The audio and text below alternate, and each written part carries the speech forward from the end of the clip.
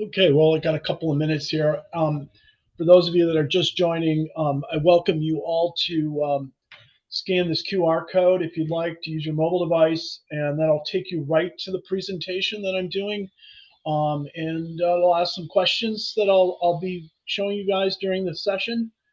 And if you want, you can use a link at the bottom. My colleague John Dillon has sent out this link as well in the chat window in the Zoom call, so you're welcome to just click on that if it's easier, and that'll open up another browser window for you. This is just a way to interact with the directly with the users. If you do virtual training webinar sessions, this will give you a good idea as to how you can interact, you engage the learners in real time. I'm not using PowerPoint. I'm using the program, one of the software tools that we designed called Dash. It's one of the 10 templates that you can use in the Bravo zone. So I'll get into the software side a little bit later, but right now, just if you want to go ahead and participate using the session, I will. This is kind of what it looks like. For those that have chosen not to log in, that's okay too. But basically, when the participants get started, you go to this little page on your screen, whatever you're using, PC or your mobile device. Just type in your name. This can be anything. You can even play anonymously. The way you set it up, it's up to you. If you actually are using the software as a way to track details, track information, you could ask for more information up front as well. Right now, we're just asking for a name. And then that's basically what it is. It's mirroring the presentation that I'm showing all of you on my screen. So that's what it looks like. So if anyone has any questions, feel free to send them to us. John's answering those questions as they come in. So I encourage any kind of feedback or questions as we go through the session. So let's go ahead and get started. My name is Paul Keller, and I've been with C3 SoftWorks since the beginning of the company over 15 years ago. And we're based in Minnesota, just north of the Twin Cities in a suburb called White Bear Lake.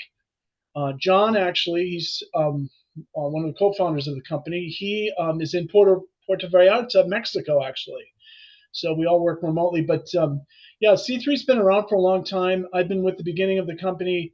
And then prior to that, I worked for another training game company that's no longer in business. But so collectively, I've been working with trainers and educators for over 20 years, using games in training, helping them strategize in ways to make their training stick, whether it's in a classroom or in a self-paced environment, asynchronous. Back then, gamification wasn't even a word. That's how far back I go. A lot of times trainers use the term edutainment. So I have a little historical background to this whole concept of using games in training, and hopefully I can share a few things. And John's going to share a few things with some tips and some ideas on how to consider using games in your own session. So today's session, we're going to talk a little bit about using games as an actual teaching tool. So often times when I speak to instructors, they're looking at games as an icebreaker, as a way to end a session at the end of the day, and things are getting kind of drawn out, and just to have some fun at the end of the day, and to do a recap. None of these things are wrong. Just please note that they're not wrong in any stretch of the means. But I think you can go beyond that, and that's one of the things that hopefully you guys can come away with. If you haven't already considered using games a little bit more in depth, hopefully this session will have some ideas for you. We like to think that games can actually be used as a teaching tool, just like PowerPoint can. You're using content in the form of a game. It's not about having fun, though. It's really about delivering your content and drawing out knowledge gaps and working with those knowledge gaps during the game itself. We'll go into that a little deeper here in a second. The other thing we're going to be doing is using Dash. This is one of the 10 templates that Bravo Zone has designed, that contains these 10 templates to help you with your content, to deliver your content in a meaningful manner. So we're working with Dash right now.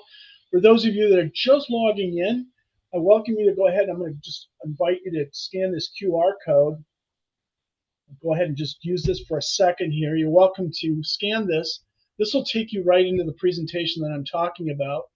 John has also sent over a chat in the chat window. He sent a link for anyone that want to participate using just a separate browser window. So you're welcome to do that as well. Okay, so we'll go ahead and close that.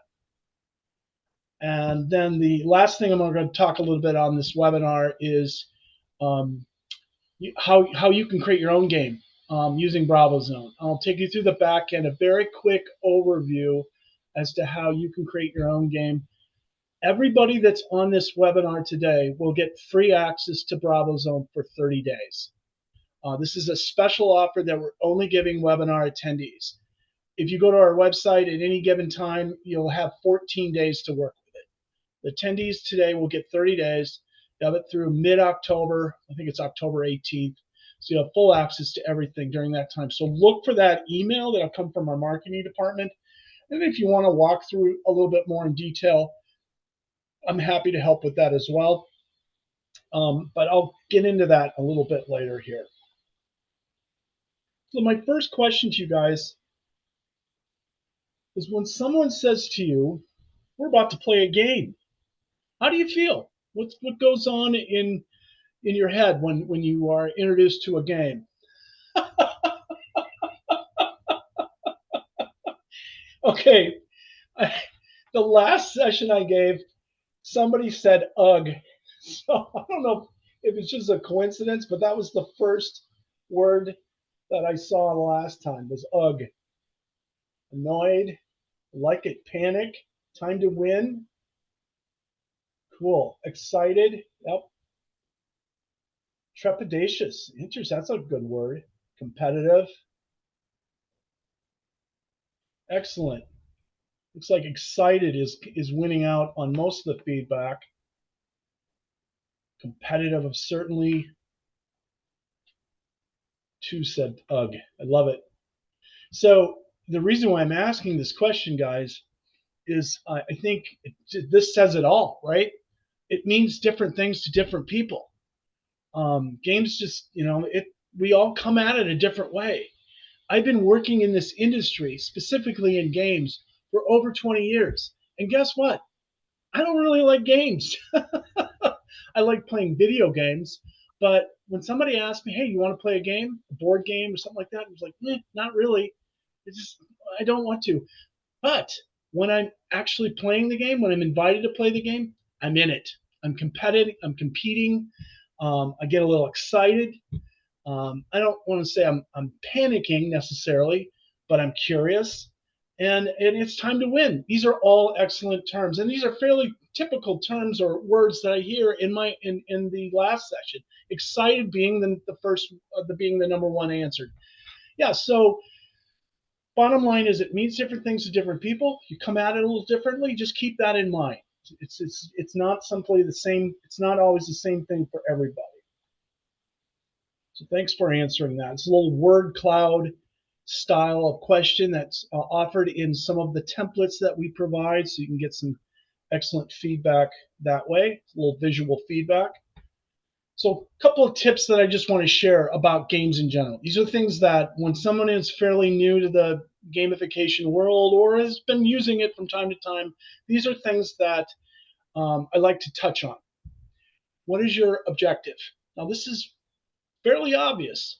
You get into a game scenario, and again, a lot of times I think trainers will say, well, we want to, it's at the end of the day, and we want to do a recap, and we want to see how much they've learned. Excellent. That's an objective. How much content retention happened? Are you using those knowledge gaps at the end to remediate a little bit? Are you pulling things out? And we call that here at C3, we term it as an aha moment. It's kind of a magical moment. Magical might be kind of a goofy term, but it's a way we can isolate on those areas that need attention. And that's when things start to stick. It's not about just answering questions correctly and getting points. It's finding those areas that they're getting wrong and helping pull that out. That's where real retention will come into play. In a little bit, John's going to be introducing some concepts that he uses in games and training. John's been a trainer in the over for 30 years. He's been training public safety officials, cops, firemen, EMTs. And one of the things he's going to be talking about is how he uses wrong answers in his training. He's a huge advocate of it. He'll explain why in a minute.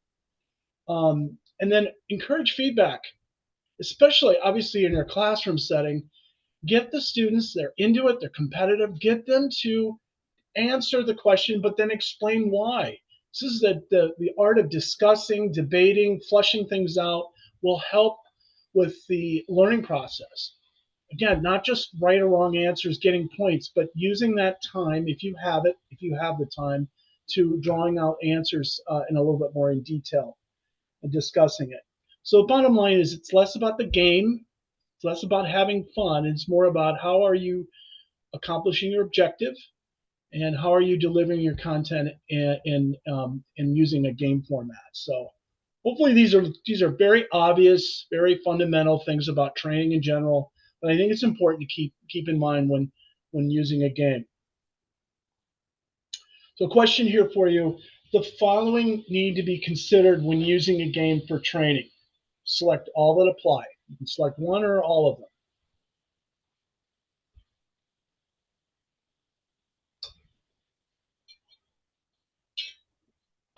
I'm using a leaderboard style game here, so I can go in here and see where everyone's at. This bar will show how everyone's getting their answers in. So obviously you're all virtual, so I don't know if everyone's got their answers in. I can show names if I want, participants.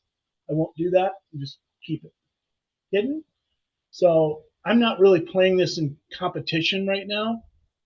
But one of the things you can do with Bravo Zone is play in teams, whether it's virtual or in a classroom. So I can sign you guys up into teams and we have a little competition that way. Right now, I'm keeping this as kind of allowing Bravo Zone to just deliver some talking points. Really not all that different than what you're doing in PowerPoint today. So answers, let's see where everyone's at. Yeah, it's kind of across the board. It's really all of these really need to be considered. You need to keep the game simple. Keep it simple. If it's too complex, too many ground rules, too much going on, they're going to tend to check out pretty quick. I see this more on online than in a classroom setting, but it goes both ways. So clear ground rules. This is obvious, I know, but it is important to keep that in mind. Where are your students coming from? Is this new information that you're delivering, or is it something they kind of should know? We offer a game template that's called Confidence that will test the students' knowledge, but also test how confident they are in their answer. It takes them one step further. They think they should know this information and they think they know it. You're going to see firsthand right away as to where everyone's at in the room. So, or it can use it self-paced as well. So know your students. The other thing I like to do with games is introduce complex information that they may not know right away, and then let them just play a game. Let them fail, right? Let them go ahead and answer incorrectly, and then come back later once you've had a chance to go over that information and play that same game or a version of it and test their knowledge and see how much they improved. It's a great way to use a game. Preview information and then get into and then do a recap or a test, a knowledge check at the end. Don't worry about prizes and awards. Again, this has changed over the years. Back in the day, I keep saying that word, trainers would use, they really get worked up about the awards. It's really not have anything to do with that. Honestly, a round of applause or whatever, something small trinket is all they need to be competitive. With that said, if you introduce the concept of a game ahead of time and say, hey guys, I need you guys to read up on this information or study up on it, because on Friday we're going to play a game and there's going to be a little prize assigned to you. So that gives you enough incentive, the students enough incentive to study a little bit more and then check their knowledge. So that's huge with considering using a game as kind of an incentivized way to, award of some sort to get them to learn the information a little bit more thoroughly versus just going in the classroom and did everybody study today? Blah, blah, blah, blah, blah. So use the game as an incentive. Length of time, games can take 10 minutes. It can take an hour or even longer. Sometimes games thread throughout the week. One of the things I saw John do when he was, I went out to a police department, this is years ago, and I watched John use a game in his session. He took a full hour with it. It was a Jeopardy style game. We call it quiz show. And he used constantly using slides and information throughout his game. So he'd deliver some content, they'd answer the question, they'd get a little rowdy, and then he'd bring them back down and he'd start delivering more content. So is this common? Not necessarily, but this is what we're all about at C3 is using the game concepts, using the game game style to really work in your content. Got them engaged. Why not, right? They're motivated. Take advantage of it. And then last but not least, we've already touched on this, a clear objective, right? You got to make sure you understand what it is you're trying to accomplish. Whatever that is, just make sure it's clear and concise. So these will give you percentages. So if there's a right or wrong answer here, I can use that information. All of the games allow me to isolate right or wrong answers that way. So gamification means different things to different people. Bottom line is just taking some kind of game concept, some aspect, and applying it to your task at hand for a desired outcome. That's it. That's all. There's reams of information out there about gamification, but this is really all there is to it. So it means different things to different people. That's why I mention this, and enough said about that. Third question. This is fill in the blanks. So go ahead and type in your answer and then submit it. Blank helps trainees with dry and challenging material in a non-threatening way. So with BravoZone, you are using different question types, not just multiple choice, but fill in the blanks, word cloud, these kinds of things to help you mix things up a little bit and flush things out. Again, if anyone has any questions while we're going through some of these, feel free to send them to us through the chat window or Q&A window. John's monitoring these questions and feedback as they come in. So happy to answer those questions during the session here. Yeah, the answer we're looking for is gamification or games. You type in one of the two and you'd get the answer correct. The reason why I'm asking this is it's the non-threatening way to fit, right? It's allowing introverts or extroverts or anyone to answer the question, get it wrong, and not feel bad. It's not calling out a show of hands.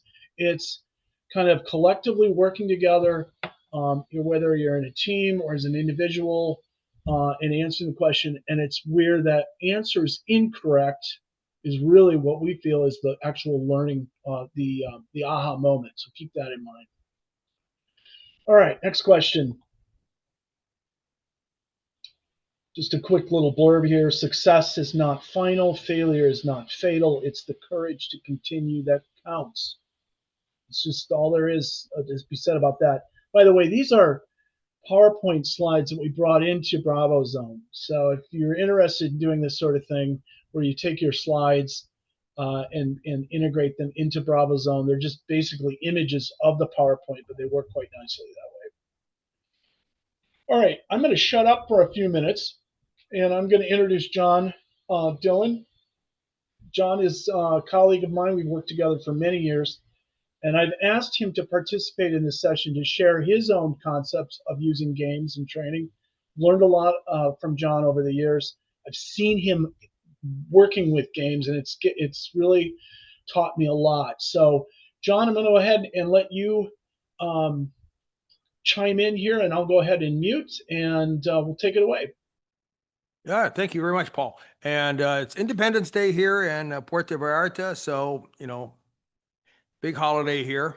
Not necessarily for me, but anyway, the one thing on the previous slide we talked about failure. The one thing I think that's really important when you use games, especially if you're new to it, is you have to get your game feet. And it once you kind of understand it a little bit and you do it a few times, I've seen people grow and they become very inventive at what they do. So I think it's very important. It's trial and error. The biggest mistake I've seen people do with games is, especially in the early days. Now you got to remember the granddaddy of gamification, if you will, is the Jeopardy television show. I mean, long before technology, in the classroom, people were using. I remember in high school, and I won't tell you when, but where the teacher would actually put up paper to represent a Jeopardy board with answers. And, so it's been around in education for years and years. The biggest mistake I would say people have done in the early days is people try to emulate the television show and try to incorporate those rules. All I can tell you is this: the more you try to play a game, unless you're doing it for fun, that's a different animal, and that goes back to objective. But if you're doing a game for education, the more you try to follow a television show, I'm going to tell you from personal experience, the more likely you're not going to reach your objective. So with that being said, I just want to kind of talk about it. Now, my group that I've taught to, and I've taught, by the way, all types of people, industry, public safety, police officers, firefighters. Police officers are their own breed. It's like teaching kindergartners. You always constantly had to engage them to to educate them. But, if I was teaching industry, they were much easier because a lot of times they wanted to be there in the training. Public safety, not so much. In fact, when I was training law enforcement, people didn't count how many years they got left to retirement. They count how many times they have to sit through this class. And, it was good natured, but it was a reality. So with that, what I want to do is actually just kind of talk about a few things. Why don't you go ahead and advance, Paul? So kind of the objectives I want to talk about here is, and again, I want to piggyback, and I can't emphasize this enough. You have to know what your objective is. And again, if I'm creating a game truly just for fun, how I create that game is going to be different than if I'm creating a game for education.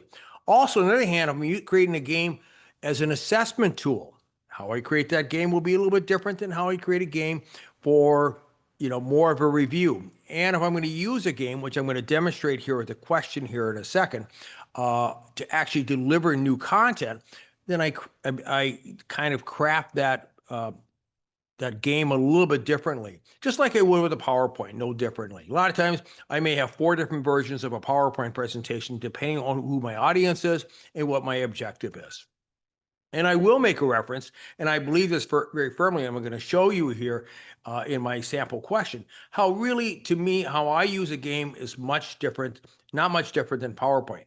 And how do I say this? When Paul referenced, he came out and they saw me do a presentation for a bunch of police officers.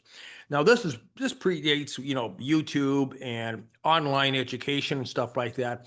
That it was required that all people that come in contact with bodily fluids had to go through annual training. So I did thousands of people a year on infectious training. So I created a game, and I actually used that to deliver content. And what I did is I went into my PowerPoint presentation, looked at my points, my slides, what's my objectives, and I put it into a game. And I took my 1 hour presentation and I transformed it into a game where I'm basically covering the same content using a game. And I think that's one of the things that people have a difficult transition with. They go, well, I understand a game is review. How do you use it to teach? Well, I'm going to show you that here. And really, it's about using questions and answers as bullet points. Let's go ahead and advance. So again, clarifying what is my objectives. In this case, my objective is I'm using a game to deliver new content, and I'm delivering. And really, the whole point is I'm using fun to accomplish my objective. And I think there's another slide down the road here that will actually echo that. Go ahead, Paul. So here's our question. So what I've did is And I remember the first time I did a game, one of the things I started to add is I recognized the power of preceding questions to really slow down the game and deliver. One of the biggest mistakes, again, people do is they like a television show, they have the question and they have the answer. And once they answer, they, other than just say they got it right or they got it wrong, they don't really kind of go into detail why it's right, why it's wrong. To me, I'm using all these things as bullet points. So here's a preview slide. I'm going to set up a question and you can see the questions can be about diabetes. I'm not going to get into the weeds here and talk about what I actually talk about, but I'll get a little background on what diabetes is. So let's go ahead and advance, and I'm going to ask a question. Now, I'd like you to kind of participate here. And diabetes is a disease that causes what? Go ahead and answer the best that you can.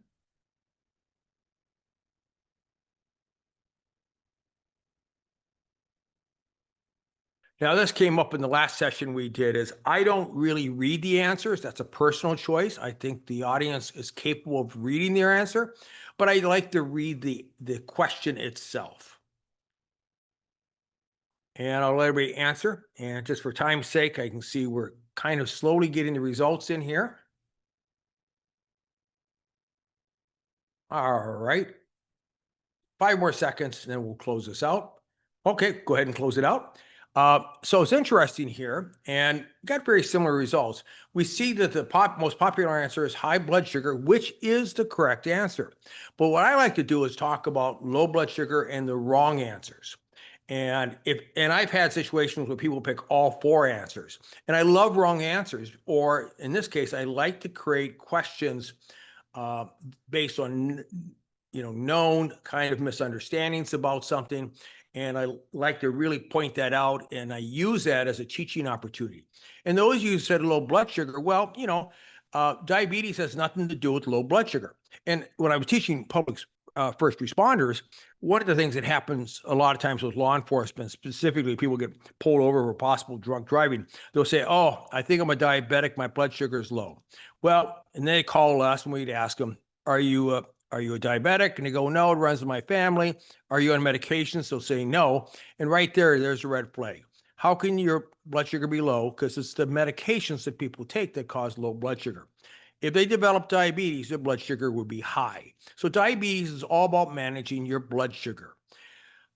Blindness is not a result of it is a result of diabetes, from long-term diabetes, where you have high blood sugar and it's not managed. You see a lot of vascular related problems, cardiovascular disease, etc. But anyway, I'm going beyond the question and the answer here. And the last group, people say, why not read all the answers? Again, that's personal choice. It's like PowerPoint. I don't read all the slides. I emphasize the points I want to make, and I give the audience, unless it's a really important point, the credit that they can read what's on the screen. Okay, let's go ahead and advance.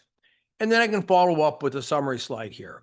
And again, I may have 25 questions, and this may take me an hour to go through. And normally my sessions, my topics, I usually try to do in 50 minutes. So 10 minutes for a break for an hour. So we consider an hour of continuing education. So then I would actually talk about a little bit more here, maybe, emphasize the question, the answer here, or in this case, going to bring in another point, and it allows me to go beyond the question and the answer. So this whole question and answer may take me 5 minutes to go through it, just like it would if I was doing an actual PowerPoint presentation. So I'm not going to spend too much time. I just wanted to give you an overview, just a different perspective. But games are also a great way to review content. And I used to teach in a college, and I really wish I would have had a game at that point in time.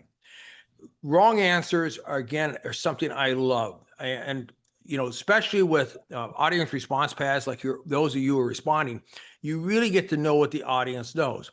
If I just reviewed a topic and people got the answer wrong, that tells me there might be, some areas I need to improve on as a presenter. And it may help me identify some learning gaps. Also, these are great discussion points. Sometimes before I even reveal what the correct answer is, I can just see how people answered and go, well, why do people pick this? Why did you pick this?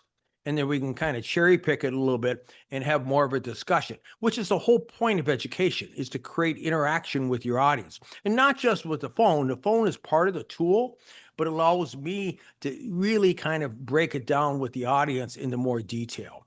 So again, I love wrong answers, but again, try to go beyond the answers. Again, unless you're doing a quick review, depending on your objective, you may just choose to give the question, here's the answer, and move on. But if you really want to deliver more content, go beyond the question and talk about right and wrong answers as well. All right, I think we can advance, Paul. Paul, I'm going to let you take it back from here. Sounds good, John. Thanks so much for chiming in a little bit, sharing your own stories about using games in your own session.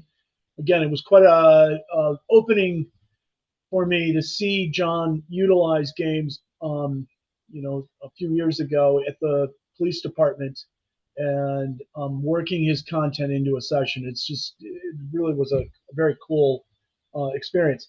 So the bottom line is, if you take anything away from the session today, was, we're using fun, the element of a game, to accomplish your goal. It's about engagement that way. So this last question here, we get hung up on this a lot.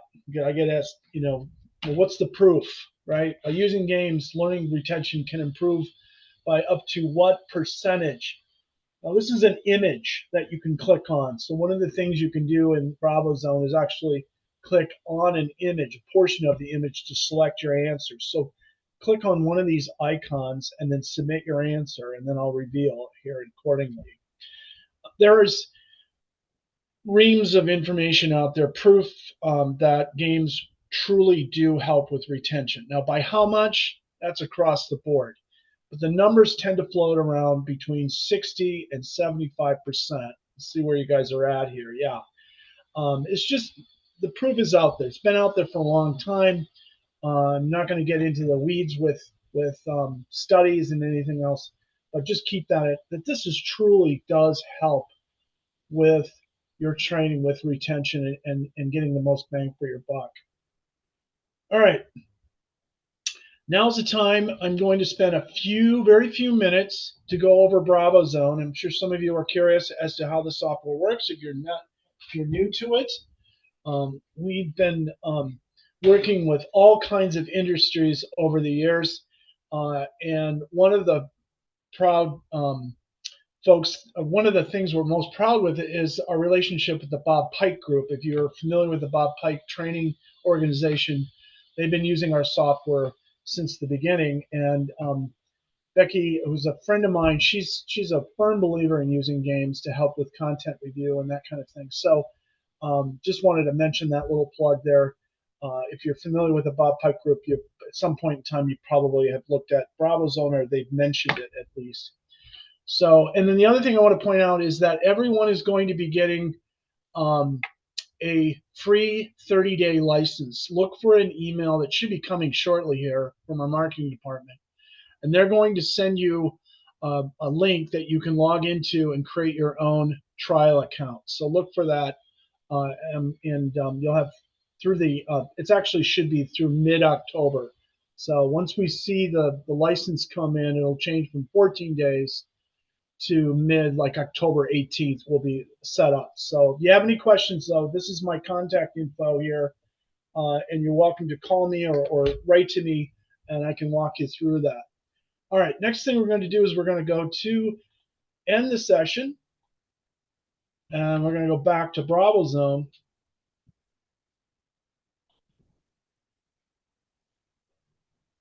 Going to go back to Bravo Zone. All right. Let me just close this. And we'll go to content. And we're going to go to the home. There we go. Get a little bit of my internet's all of a sudden slowed down for some reason. So the 10 different templates that you're looking at, we just use Dash. So some of these are game formats that you're already familiar with. Quiz show, which resembles a little bit like Jeopardy, Billionaire.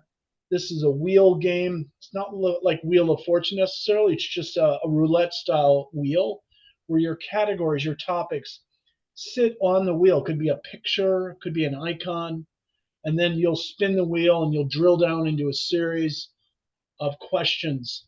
The game can be rigged, so you know exactly where the wheel is going to end up. But with spin off, it looks random. It has a little bit of a game of chance that way, but you can rig the whole thing. Catapult, Moonshot, these are games we designed for a little whimsy, perfect for introducing material in a fun way. They're battle sequences, racing themes, all very tongue in cheek. There's no blood in this thing or anything like that. It's just very fun games that you can use for your sessions. These three templates are kind of what I refer to as the workhorse of Bravo Zone, allowing you to put in content. We just use Dash and ask questions. You can gamify it if you want, ask them to play in teams, award points for answers that are correct and get in there first, all kinds of things like that. So these three templates are very useful for ongoing training. Confidence, I mentioned this earlier in the session. You're not just asking the question, but you're also asking them to submit their level of confidence. It's going to give you some insight that you maybe never had before at the end of your session. So an excellent tool for seeing just how well they know the information. And then Spark and Whirl are used for self-paced learning, asynchronous learning. All of these templates can be used both in the classroom and for e-learning purposes, except for Tally, it's only used for classroom. But all of these can cross over. So you can create a Jeopardy-style game in a classroom, and then by clicking a button, basically turning it into an e-learning program accordingly. All of them can work inside your learning management system, an LMS, or you can just create a link and send it out. If you don't want to involve your LMS, the software has a SCORM setting in it so that you can download a SCORM file and then upload it to an LMS. So there's just a very kind of crosses over in different training environments. To start out, to create something, just simply click on a template. Each template has its own little self-help video. We've done a nice job explaining in less than 2 minutes how you can create this game and use it in your own training. Click Start, give it a title, decide if you want to use it instructor-led. That's going to activate that QR code at the beginning of the session. That's all that happens. It just basically allows people to play in instructor-led mode using a QR code, or they can use a browser window. If I click self-pace, that's going to activate that SCORM option or an e-learning link that you can send out. So that's really all there is to it. It's just simply clicking a button. And then usually you're going to want to introduce some sort of game element. If you want to strip away all the game side of it, just make it an assessment tool. Maybe it's a certification kind of thing. You can do that, but I recommend just keeping gameplay into it. And then the software uses a very linear fashion, so you can just follow through. It'll take you through as you start creating things where you need to go next. Pretty intuitive programming here. The one thing I want to point out, though, is we're in Dash. If I was to take you into Quiz Show or Billionaire, it's the same thing. It's the same layout. It's a template. So you're not going to have to relearn each game setting. It's just basically decide what you want to use, and they all work basically the same way. Click to add a question. Decide what kind of question type you want to use. We were using fill in the blank, multiple choice, select all that apply, and we even used image map and word cloud. Those are the three question types that I showed you in the session. Now, an image map is just that. It brings in an image, and then you highlight over the portion of that image that's correct. That's kind of a hot spot. And it's a unique way to ask a question. So that's what image map does. And word cloud, just like that, shows the visualization of how everyone's responding in your presentation, kind of a feedback loop, that kind of thing. It's kind of a cool way to ask questions. Now, John pointed this out, and we use this throughout. You have a preview slide and a summary slide. This bookends your question. So a preview is allowing you to do just that. Set up some information, go over some key information, allow you to spend as much time as you want to go over key concepts. it's a PowerPoint presentation or a PowerPoint slide, you can bring that in and go over those bullet points or an image or anything else. One of the things we recently started introducing is the kind of an AI component into the Bravo Zone, so that if I want to bring in an image to preview something, for instance, I don't have to go outside Bravo Zone. I can just, I didn't spell football correct, but you get the idea. You can go in and click on the image, and that's your preview slide. We're going to continue to introduce AI concepts in the software, and probably within a month or so, we'll have questions and answers available that you can use as well. So you bring in a document, for instance, and then let the Bravo Zone basically offer up questions and answers that you can use, decide if you want to use in the software itself. All contained within the program. So more on that later, but we are starting to introduce an AI component to it. So then you have your question, and then this summary does that. It goes a little deeper into the material, allowing you to elaborate or explain something. It could be a YouTube video or a picture or text or whatever it is. So these are bookending the question itself. If anyone has any questions, please send them to John. He's in the chat window. He can monitor those questions as I go through this quick overview. Now, the software uses a library. It's for your convenience. If you want to take a question that you've created and drag it into a folder of your choosing, just add a folder, make a new folder, drag that question over. You can then reuse that content later on. So allowing you to reuse content from one game to the next by using the library.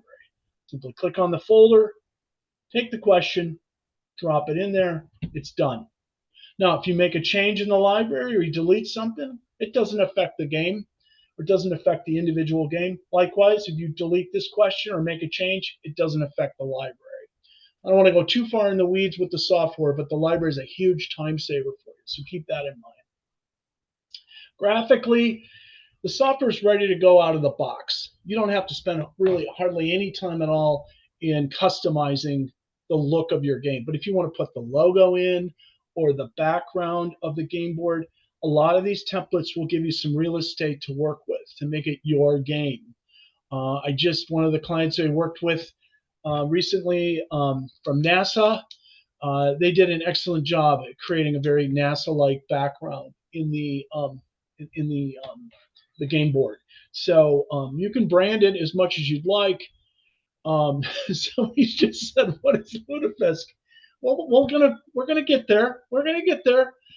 And you don't want to know. And we're gonna go into options next.